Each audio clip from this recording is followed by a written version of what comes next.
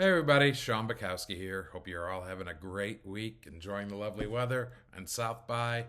Want to talk a little bit about this is something super fascinating, and that I didn't realize about until a friend told me about it, and that's this controversy in Bee Cave, Texas. Which, if you're not familiar, Bee Cave is a little west of downtown Austin, and it's not an area that I get out to a lot, but this is such a fascinating sort of development, and that is back in 2015, owner of land, which is apparently right near a Sutton neighborhood subdivision, um, made a sort of development agreement with the city of Bee Cave to build some commercial property there.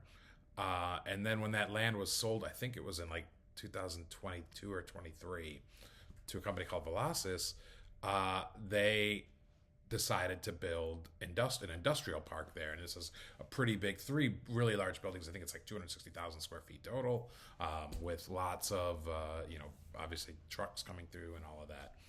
And this got the neighborhood, as I think a lot of us can probably understand, very upset.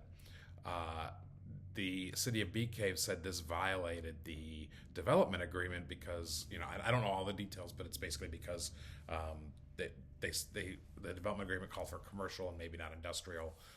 That's obviously being hashed out right now because in um, 2024, the city of Bee Cave filed a lawsuit against the developer, and that lawsuit is still ongoing. There's been some back and forth. They tried to get a TRO. I think it's now set for a trial in August of this year. We'll see if that actually goes. But construction is continuing, from what I understand, to go.